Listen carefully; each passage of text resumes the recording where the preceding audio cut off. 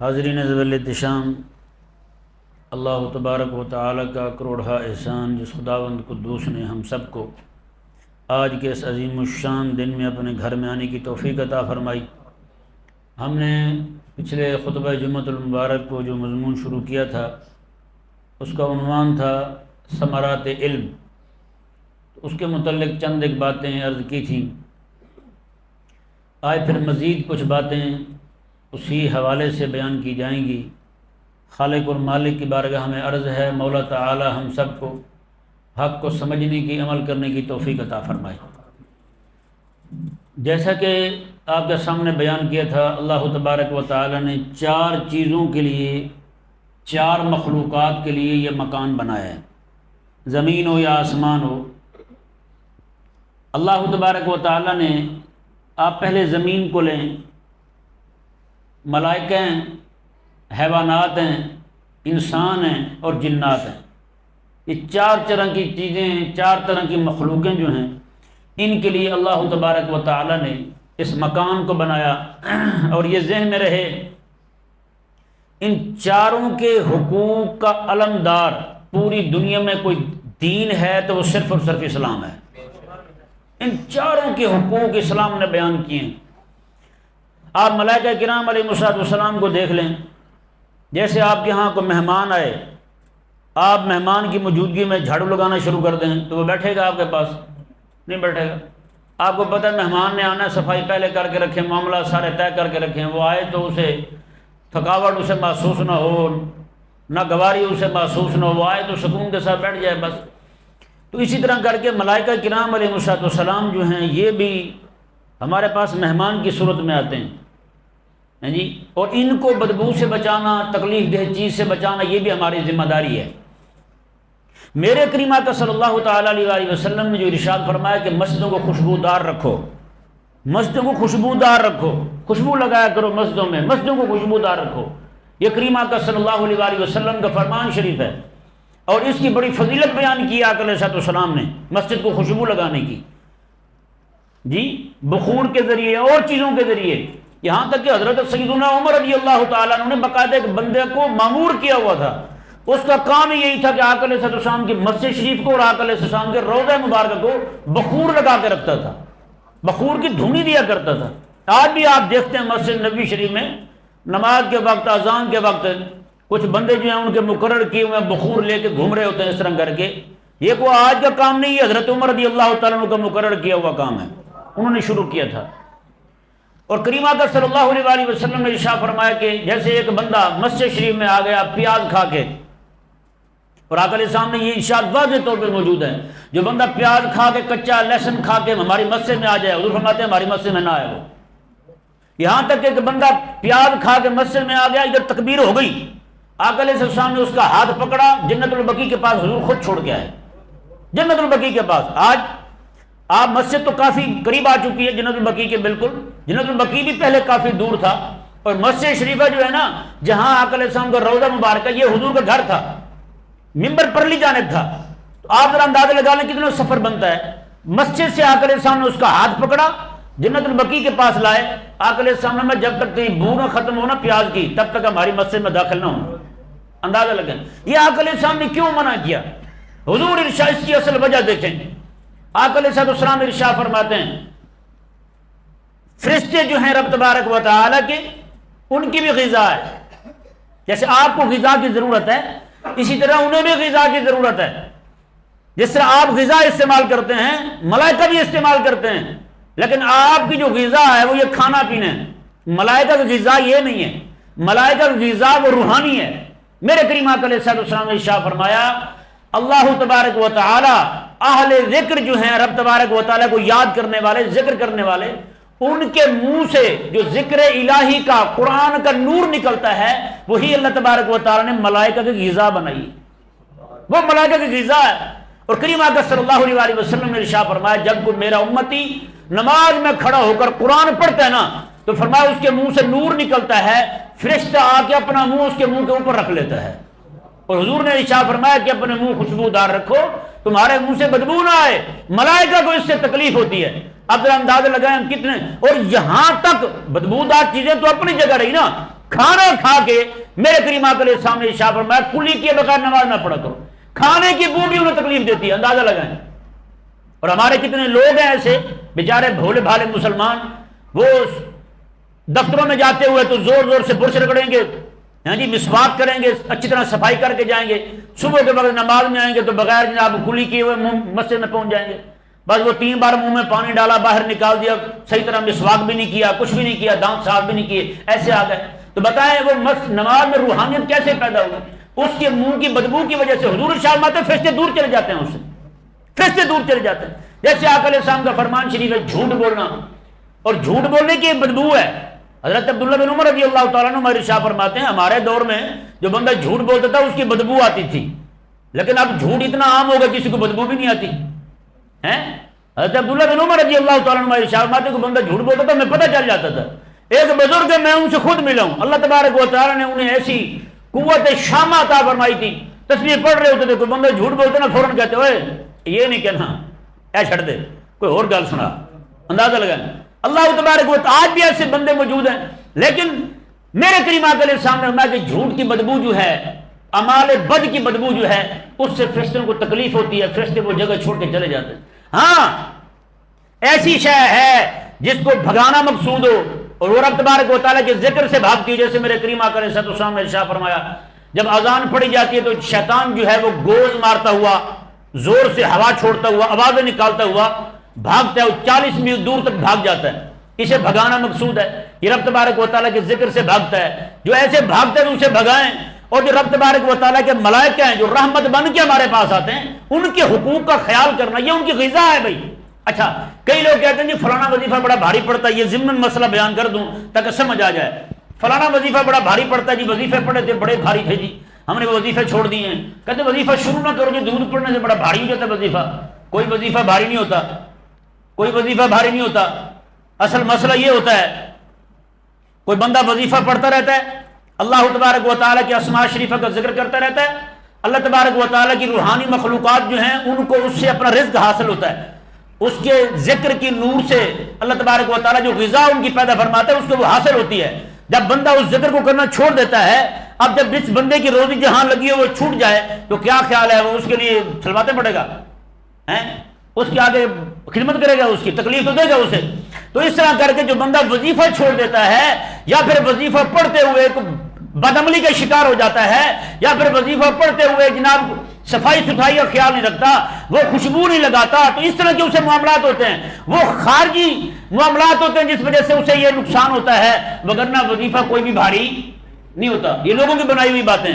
بہرحال میرے کریم آقا صلی اللہ علیہ وسلم کے واضح فرامین شریف میں موجود ہیں، یہاں تک کہ ملائکہ کے حقوق کا خیال رکھنے کا حکم دیا میرے کریم آقا علیہ السلام. بتائیں، یہ تو میں نے صرف آپ کے سامنے ایک بات بیان کی ہے. اب ایک بات اور سنیں، حدیث پاک مشکات شریف میں یہ حدیث پاک موجود ہے. میرے کریم آقا صلی اللہ تعالی علیہ وسلم نے ارشاد فرمایا اللہ تبارک و تعالیٰ کے ملائکہ کرام علیہ السلام جو ہیں وہ زمین کی سیر کرتے ہیں، زمین کے اندر ڈھونڈتے ہیں کہیں کو بندہ بیٹھا رب کا ذکر کر رہا ہو تو اللہ تبارک و تعالیٰ کے ذکر سے ہم بھی اپنی روحانی غذا حاصل کر لیں. میرے کریم آقا علیہ السلام ارشاد فرماتے ہیں، فرمایا کہ پھر ہوتا کیا ہے، ملائکہ کرام علیہ السلام جو ہیں کچھ کیا گزر میرے امتیوں میں سے ایسے لوگوں کے پاس سے ہوتا ہے جو رب تبارک و تعالیٰ کو یاد کر رہے ہوتے ہیں، تو وہ دوسرے ملائکہ کو پکار کر کہتے ہیں ہلمو یا عباد اللہ، او اللہ کے بندو ادھر آ جاؤ، جو چیز تمہاری مطلوبہ ہے جسے تم ڈھونڈ رہے ہو تلاش کر رہے ہو وہ تو یہاں موجود ہے، کہاں جا رہے ہو تم؟ وہ سارے کے سارے میرے کریم آقا علیہ السلام نے جمع ہو جاتے ہیں. میرے حضور ارشاد فرماتے ہیں اس مجمع کو جہاں وہ بیٹھے رب کو یاد کر رہے ہوتے ہیں، جہاں وہ بیٹھے رب کا قرآن پڑھ رہے ہوتے ہیں، اس مجمع کو اتنا گھیرتے ہیں، حضور ارشاد فرماتے ہیں کہ وہ آسمان تک جا پہنچتے ہیں، اس پوری مجلس کو ڈھانپ لیتے ہیں. اندازہ لگائے نا یار، یہاں کہتے ہیں نور کی بارش ہو رہی ہے، میں نے کہا وہ نور والے خود تجھ سے نور لینا چاہتے ہیں، تجھ سے نور لینا چاہتے ہیں، تو کہاں پھرتا ہے یار، مجھے سمجھ نہیں ہے اپنی. میرے کریم آقا علیہ السلام ارشاد فرماتے ہیں پھر جب فرشتے رب تعالیٰ کی بارگاہ میں حاضر ہوتے ہیں اپنا کام انجام دے کے، رب تبارک و تعالیٰ ارشاد فرماتا ہے ملائکہ تم گئے تھے میرے بندوں کے پاس، میرے بندے کیا کر رہے تھے؟ وہ کہتے ہیں مولا ایک جگہ جمع ہو کے تجھے یاد کر رہے تھے، تیرا ذکر کر رہے تھے. اللہ تبارک و تعالیٰ ارشاد فرماتا ہے کچھ مانگتے بھی تھے. وہ کہتے ہیں مولا ہاں تیری جنت مانگتے تھے. اللہ تعالیٰ نے ارشاد فرمایا کہ وہ جنت دیکھی ہے انہوں نے، کہتے ہیں مولا دیکھی تو نہیں ہے، تو میں اگر وہ دیکھ لیں، کہتے ہیں مولا دیکھ لیں تو اور زیادہ مانگیں، رب ارشاد فرماتا ہے گواہ بن جاؤ میں نے انہیں جنت دے دی ہے، گواہ بن جاؤ جنت دے دی ہے۔ پھر رب فرماتا ہے کسی چیز سے بچتے بھی تھے، ڈرتے بھی تھے، کوئی پناہ بھی مانگتے تھے کسی چیز سے، کہتے ہیں مولا ہاں جہنم سے ڈر رہے تھے، میں جہنم دیکھی ہے، انہوں نے کہا دیکھی تو نہیں، تو فرمایا کہ پھر اگر دیکھ لیں، کہتے ہیں مولا دیکھ لیں تو پھر زیادہ ہی ڈرے، رب ارشاد فرماتا ہے گواہ بن جاؤ میں نے جہنم سے بھی آزاد کر دیا ہے۔ فرشتے عرض کرتے ہیں مولا ایک بندہ تو ایسے ہی جا رہا تھا، وہ ایسے ہی بیٹھ گیا، ایسے ہی بیٹھ گیا، اس کا تو ارادہ ہی نہیں تھا ان کے ساتھ شامل ہونے کا، وہ کسی کام سے آیا تھا یا کسی بندے کو ملنے آیا تھا، جو بھی صورت ہو سکتی ہے، وہ ایسے ہی بیٹھ گیا، بیٹھے وہاں سے نکل گئے وہاں سے۔ اللہ تبارک و تعالیٰ ارشاد فرماتا ہے لا یشقی جلیسہم، میں کہ یہ وہ میرے بندے ہیں، میرے برگزیدہ نیک بندے ہیں، ان کے پاس جو بندہ تھوڑی لمحہ دیر بھی بیٹھ جاتا ہے وہ بھی بدبخت نہیں رہتا، میں اسے بھی نیک بخت بنا دیتا ہوں، چاہے کسی نیت سے بھی آیا تھا۔ اندازہ لگائیں، اس لیے مسجد میں بندہ جائے تو نیت درست کر کے جائے، نیت درست کر کے جائے کہ رب تبارک و تعالیٰ کے ذکر میں شریک ہونے کے لیے، رب تعالیٰ کا دین سیکھنے کے لیے، رب تبارک و تعالیٰ کا قرآن سیکھنے کے لیے، محبوب کریم علیہ السلام کا فرمان سیکھنے کے لیے، اپنے بچوں کی دینی تعلیم اور تربیت کے لیے میں سیکھنے کے لیے جا رہا ہوں۔ یہ نیت کر کے سینکڑوں نیتیں بندہ مومن کر سکتا ہے جب مسجد میں آئے۔ تو اس طرح اب ذرا اندازہ لگائیں کہ بندہ مومن کے پاس فرشتے اپنا رزق کیسے ڈھونڈتے ہیں، وہ رزق بھی نورانی ہے۔ تو یہی وجہ ہے کہ میرے کریم آقا صلی اللہ علیہ وسلم نے فرشتوں کے حقوق کی بھی بات کی ہے۔ میں ایک ایک حق ان کا میرے کریم آقا علیہ السلام نے بیان فرمایا اپنے صحابہ کرام علیہ مردوان کے سامنے کہ میں جب بندہ نماز کے لیے کھڑا ہوتا ہے تو میں فرشتے آ کے اپنا منہ اس کے منہ کے اوپر رکھ لیتے ہیں، تو پھر اس کے منہ سے جو نور نکلتا ہے قرآن کا، میں وہی قرآن کا نور جو ہے ان کی روحانی غذا ہوتی ہے۔ اب ذرا دیکھیں ایک مخلوق یعنی ملائکہ کرام علیہ السلام ہو گئے، اب ذرا دیکھیں جانوروں کے حقوق کی حضور نے کیسے بات کی ہے۔ یہ میرے سامنے کتاب ہے القول البدیع شریف، یہ امام ہے بہت بڑے امام سخاوی رحمہ اللہ، آپ نے یہ کتاب پوری رسول اللہ علیہ السلام پر درود پاک پڑھنے کے حوالے سے لکھی ہے۔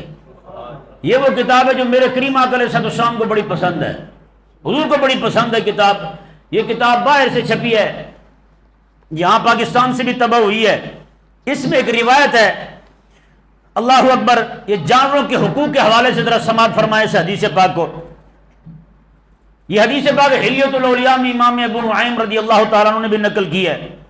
فرماتے ہیں کہ ان رجلا مر بالنبی صلی اللہ علیہ وسلم معه ظبی قد استادہ، آقا علیہ السلام ایک مرد بندے کے پاس سے گزرے تو اس نے ایک ہرنی پکڑی ہوئی تھی، ہرن ایک ہرن شکار کیا ہوا تھا۔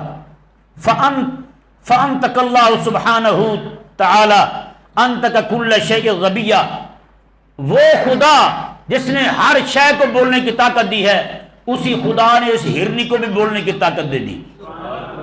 یہ ہرنی بھی بول پڑی میرے کریم آقا علیہ السلام کے سامنے، کہنے لگی یا رسول اللہ ان لی اولادا وانا ارضعهم، یا رسول اللہ میرے بچے ہیں چھوٹے چھوٹے، میں انہیں دودھ پلاتی ہوں، وانہم الان جیاع، اس وقت وہ بھوکے ہیں، فامر ھذا ان یخلینی حتی اذهب، یا رسول اللہ اسے حکم دیں یہ مجھے چھوڑ دے، میں جا کے دودھ پلا کے واپس آ جاؤں گی، واعود، واپس آؤں گی۔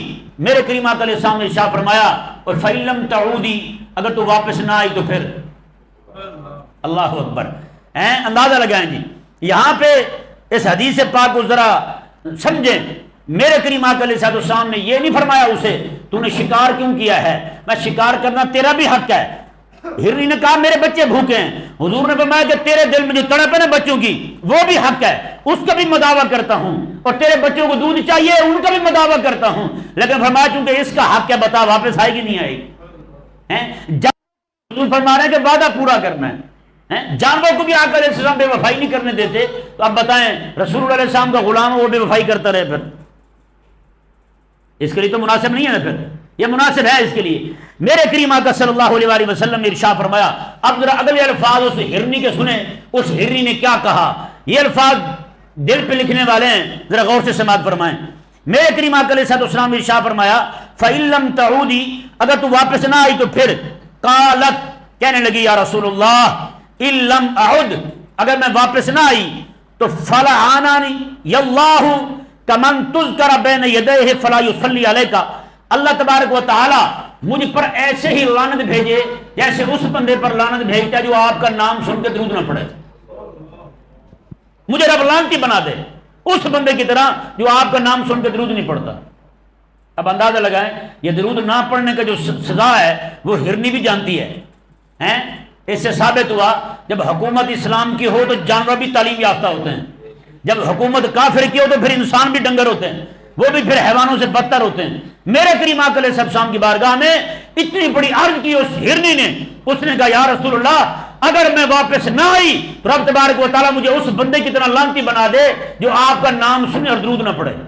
وہ لعنتی ہے بندہ. وہ آگے پتہ کیا کہا اس نے، او کنت کمن صلی ولم یدعو، یا پھر اللہ تبارک و تعالیٰ مجھے اس بندے کی طرح بنا دے، اس بندے کی طرح لعنتی بنا دے جو نماز پڑھے اور دعا نہ مانگے. اندازہ لگائیں، یعنی ہرنی ہو کے جانتی ہے کہ نماز کے بعد دعا نہ مانگنا درست نہیں ہے. ایک آج ہم ہیں، ہمیں نہیں پتہ چلتا یار نماز کے بعد ایسے بھاگے کہیں یہ نہ ہو کہ دعا میں ہم شریک ہو کہیں بخشے ہی نہ جائیں. فوراً نماز کے بعد بھاگتے ہم اور کہتے او نو یار میں بھی شامل ہو جاؤں بچ کے جاؤں. ہوتا نہیں ہوتا. حضرت سیدنا شیخ الامام عبد القادر جیلانی جن کے نام کی بڑی یارویں کھاتے ہم، آپ پتہ کیا فرماتے ہیں؟ فرماتے ہیں جب نماز ہو نا جماعت کے بعد کوئی بندہ دعا مانگے بغیر اٹھ کے دوڑ جائے، رب فرماتا ہے ملائکہ کو، ملائکہ دیکھو تو صحیح یہ بندہ کون ہے جس کو مجھ سے مانگنے کی بھی ضرورت نہیں رہی، مجھ سے نہیں مانگتا، یہ کیسا بندہ ہے؟ اللہ اکبر کبیرہ. تو میرے کریم آقا علیہ السلام نے ارشاد فرمایا، اب یہ بھی سنو نا حضور نے کہ وہ ہرنی یہ کہہ رہی ہے کہ یا رسول اللہ میں لعنتی بن جاؤں اگر میں واپس نہ آئی تو، اس بندے کی طرح جو آپ کا نام سنے درود نہ پڑھے یا اس بندے کی طرح نماز پڑھے دعا نہ مانگے. میرے کریم آقا علیہ السلام نے سنتے ہوئے میں نے بڑی بات کی ہے، اتلے کہا وانا دامنھا، میں اسے چھوڑ دے یہ آ جائے گی میں ضامن ہوں اس کا. اندازہ لگا، میں اسے چھوڑ دے یہ آ جائے گی میں ضامن ہوں. فذهبت الزبیہ ثم عادت، وہ ہرنی چلی گئی وہاں سے واپس آئی. اللہ اکبر کبیرہ. فنازل جبریل علیہ السلام، ہرنی ادھر واپس آئی، ادھر جبریل امین آ گئے. ادھر ہرنی آئی ادھر جبریل امین علیہ السلام حاضر ہو گئے. کہنے لگے یا رسول اللہ صلی اللہ علیہ وسلم ان اللہ یقرئک السلام، اللہ تعالیٰ سلام بھیجتا ہے. ویقول لک، اور رب فرماتا ہے وعزتی وجلالی لقد انا ارحم بامتک من هذه الذبیہ باولادها. یا رسول اللہ صلی اللہ علیہ وسلم رب فرماتا ہے مجھے اپنی عزت اور جلال کی قسم ہے جیسے یہ ہرنی اپنے بچوں پر رحم کرتی ہے، شفقت کرتی ہے، مہربانی کرتی ہے، محبوب پیارے تیری امت پر میں اس سے بھی زیادہ مہربان ہوں، اس سے بھی زیادہ مہربان ہوں. اور آگے فرمایا وَأَنَا أَرُدُّهُمْ إِلَيْكَ كَمَا رَجَعَتِ الذَّبِيَّةُ إِلَيْكَ، محبوب پیارے تیرے سارے امتی میں جمع کر کے قیامت والے دن تجھے دے دوں گا جیسے یہ ہرنی اپنے بچے لے کے تیری بارگاہ میں آ گئی. اندازہ لگائیں. مصباح الظلام میں امام ہے، بہت بڑے امام ہیں، وہ روایت فرماتے ہیں مصباح الظلام بڑی معتبر کتاب ہے، عرب سے چھپی ہے کتاب، میرے پاس موجود ہے. مصباح الظلام اس میں فرماتے ہیں کہ میرے آقا علیہ السلام کے وصال شریف کے 700 سال بعد، کتنے سو سال بعد؟ 700 سال بعد ائمہ بہت بڑے بڑے مسجد نبی میں بیٹھے ہیں، کہتے ہیں کہ ایک ہرنی آئی دور سے چلتے ہوئے کریم آقا علیہ السلام کی بارگاہ میں آئی، سارا اپنا جھکا کے آقا علیہ السلام کی بارگاہ میں درود و سلام پڑھا اس نے ہرنی نے. کہتے ہیں وہاں سے جب واپس جانے لگی نا مڑی نہیں ہے، پیٹھ نہیں کی اس نے حضور کی طرف، جیسے کھڑی تھی پچھلے پاؤں واپس جا رہی ہے، پچھلے پاؤں واپس جا رہی ہے جی. واپس جب جانے لگی نا تو امام فرماتے ہیں میں نے کہا قسم خدا کی یہ اونٹنی یہ ہرنی اسی ہرنی کی اولاد میں سے ہے جس ہرنی کو میرے آقا علیہ السلام نے آزاد کروایا تھا. یہ ہرنی اسی ہرنی کی اولاد میں سے. کیوں؟ 700 سال پہلے جسے میرے کریم آقا علیہ السلام نے شکاری کے ہاتھ سے آزاد کروایا تھا، 700 سال کے بعد اس کی نسل بھی نہیں بھولی. جس حبیب کا احسان ہے ہم پر، آج جو نسل ہماری زندہ ہے اس حبیب کی طرف پیٹھ نہیں کرنی. بتائیں ذرا یار آج پھر امتی ہو کے حضور کی بارگاہ کی طرف پیٹھ کرنے کی دعوت دے ہیں تو یہ کیسے جائز ہو سکتا ہے؟ ہمارے ایک علاقے کے ایک دیہاتی بندہ بالکل مدینہ شریف چلا گیا، وہاں ایک بندے نے پکڑ لیا اسے، وہ آقا علیہ السلام کی بارگاہ شریف کی طرف منہ کر کے سلام پڑھ رہا تھا. اس نے کہا جی منہ ادھر کریں کعبے کی طرف. مقصد ان کا کعبے کا ادب نہیں ہوتا، مقصد ان کا حضور سے ہٹانا ہوتا ہے. اس نے کہا منہ کعبے کی طرف کریں. اس نے کہا یار یہ بتا میں تجھے سلام کروں تو منہ تیری طرف کروں یا پیٹھ؟ اس نے کہا میری طرف منہ کر کے سلام کرے گا. اس نے کہا تجھے سلام کروں تیری طرف منہ کروں، امام الانبیاء کو سلام کروں تو پیٹھ کر لوں؟ یہ کیسے ہو گیا بھائی؟ یہ کیسی بات کی تو نے؟ یہ ضمن اسی کتاب سے ایک اور روایت سماعت فرمائیں. بیان کرنے والے حضرت عبداللہ بن عمر رضی اللہ تعالیٰ عنہما ہیں. درود پاک کے حوالے سے چلو ضمن حدیث پاک سنا دیتا ہوں، بقیہ گفتگو انشاءاللہ اگلے جمعہ کو کریں گے. یہ حدیث پاک سماعت فرمائیں. میرے کریم آقا علیہ السلام کے غلام حضرت عبداللہ بن عمر فرماتے ہیں، لا تضربوا اطفالکم علی بکائہم سنہ، تمہارے بچے جو پیدا ہوتے ہیں نا سال بھر انہیں رونے پر نہ مارو. سال بھر رونے پر بولو نا یار، سال بھر بولنے پر نہ مارو بچوں کو. کیوں؟ فرمایا کہ فإن أربعة أشهر منها يشهد أن لا إله إلا الله. فرمایا کہ بچہ جب پیدا ہوتا ہے نا، پیدا ہوتے ہی 4 مہینے پورے جب بھی روتا ہے وہ لا الہ الا اللہ کا ورد کر رہا ہوتا ہے. تمہیں سمجھ نہیں آتا وہ کیا کہہ رہا ہے، لیکن وہ بچہ 4 مہینے تک رب تبارک و تعالیٰ کے کلمے کی گواہی دیتا ہے، لا الہ الا اللہ لا الہ الا اللہ. اس لیے میرے آقا علیہ السلام کا فرمان ہے جو بھی بچہ پیدا ہوتا ہے نا وہ اسلام پر پیدا ہوتا ہے. یہ بات کی بات ہے، اس کا ابا یہودی ہوا تو یہودی بنا دیا، مجوسی ہوا تو مجوسی بنا دیا، رافضی ہوا تو رافضی بنا دیا، جو بھی بنا دیا. لیکن پھر میرے آقا علیہ السلام فرماتے ہیں جو بھی بچہ پیدا ہوتا ہے مسلمان ہی ہوتا ہے. ہاں 4 مہینے کیا پڑھتا ہے لا الہ الا اللہ واربعۃ اشہر یصلی علیہ. میرے حضور ارشاد فرماتے ہیں 4 مہینے اگلے ہیں، 5واں 6واں 7واں 8واں، یہ 4 مہینے حضور ارشاد فرماتے ہیں وہ میرے ذات پر درود پڑھ رہا ہوتا ہے. کیا پڑھ رہا ہوتا ہے؟ درود پڑھ رہا ہوتا ہے. یہ حضرت عبداللہ بن عمر فرماتے ہیں کہ آقا علیہ السلام کی ذات پر درود پڑھتا ہے، آقا علیہ السلام پر درود پڑھتا ہے وہ اربعۃ اشہر 4 مہینے اگلے، کیونکہ سال کی بات کی تھی حضور نے، 4 4 8 اور 4 12. میرے آقا علیہ السلام نے ارشاد فرمایا واربعۃ اشہر یدعو لوالدیہ، اور اگلے 4 مہینے وہ بچہ اپنے والدین کے لیے دعا مانگتا ہے. اندازہ لگائیں. یہ روایت حضرت سیدنا عبداللہ بن عمر رضی اللہ تعالی عنہما سے مروی ہے، اور امام حضرت سیدنا امام سخاوی رحمہ اللہ نے اپنی کتاب القول البدیع شریف میں نقل فرمائی ہے. خلاصہ گفتگو یہ ہے کہ کریم آقا صلی اللہ علیہ وآلہ وسلم نے ایک ایک شے کا حق بیان فرمایا ہے، ایک ایک شے کا حق بیان فرمایا. ایک جانور ہے نا، جانوروں کو بھی آقا علیہ السلام نے یہاں دیکھے 3 حق بنتے ہیں، 3 حق بنتے ہیں. پہلا حق اس شکاری کا ہے، اس نے شکار کیا جانور، حضور نے یہ نہیں فرمایا کہ چھوڑ دے اسے تم، نہیں، اس کا حق ہے، ملنا چاہیے اسے. محنت کی، اس نے زور لگایا، وقت لگایا اس نے. اب وہ ہرنی جو ہے اس کا بھی دل تڑپ رہا ہے، بچے ہیں. حضور نے چل تجھے بھی چھٹی دیتے ہیں، تو بھی اپنا حق لے لے. بچوں کو دودھ دینا، میں جاؤ ان کا بھی حق دیا. اب مقصود تو اور تھا رب تبارک و تعالیٰ کے، ہاں رب تبارک و تعالیٰ کی مشیت کچھ اور ہی تھی، اس نے آزاد ہونا تھا، پھر اس کی آگے نسل نہ چلنا تھا. لیکن میرے آقا علیہ السلام کی تعلیمات مبارکہ دیکھیں، جہاں پہ آقا علیہ السلام انسان کو جانوروں کے حقوق سکھا رہے ہیں، وہاں پہ جانوروں کو بھی حضور انسانوں کے حقوق سکھا رہے ہیں. میرے کریم آقا علیہ السلام سویرے کی نماز، صبح کی نماز پڑھ کے فارغ ہوئے نا جی، ایک بھیڑیا آیا حضور کی بارگاہ میں، کہنے لگا حضور ہمارا وفد آیا ہے، آپ سے ملنا چاہتا ہے. میرے آقا علیہ السلام میں کہاں بیٹھے ہیں؟ انہوں نے کہا جی حضور 100 بھیڑیے ہیں، سارے کے سارے جنت ریاض الجنہ یہ جنت البقیع کے پاس بیٹھے ہوئے.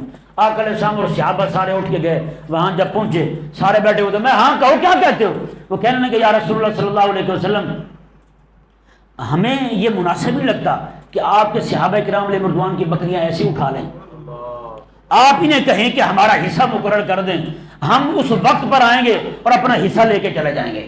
کسی کی بکریاں کیسے اٹھائیں گے نہیں زبردستی، ہمیں بڑی تکلیف ہوتی ہے، آپ کے صحابہ ہیں، آپ کے غلام ہیں، آپ کے پیچھے نمازیں پڑھتے ہیں، تو ہم ان کے جانور ایسے اٹھانا پسند نہیں کرتے. میرے کریم آقا علیہ السلام نے صحابہ کو دیکھا، میں ہاں بھائی آپ بتائیں کیا مقرر کرتے ہیں ان کے لیے؟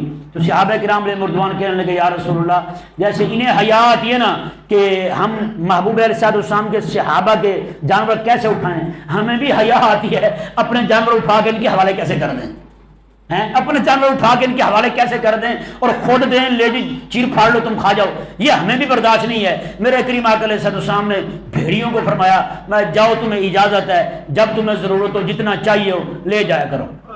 اندازہ لگائیں. یہ آقا علیہ السلام نے جب فرمایا، اب راوی فرماتے ہیں وہ بھیڑیے جو ہیں وہاں سے زور زور سے نعرے لگاتے ہوئے چیختے ہوئے وہاں سے بھاگے. مطلب یہ کہ وہ کہنے لگے چلو آج کے بعد یہ ہمارے دل میں قلق نہیں رہے گا، دکھ نہیں ہوگا کہ ہم نے آقا علیہ السلام کے صحابہ کی بکریوں کو بھیڑوں کو تکلیف دی ہے، اب خود حضور نے اجازت دی ہے، اب جو بھی ہمارا عمل ہوگا وہ آقا علیہ السلام کی اجازت سے ہوگا. اندازہ لگا. اللہ تبارک و تعالی ہم سب کو سمجھنے کی توفیق عطا فرمائے.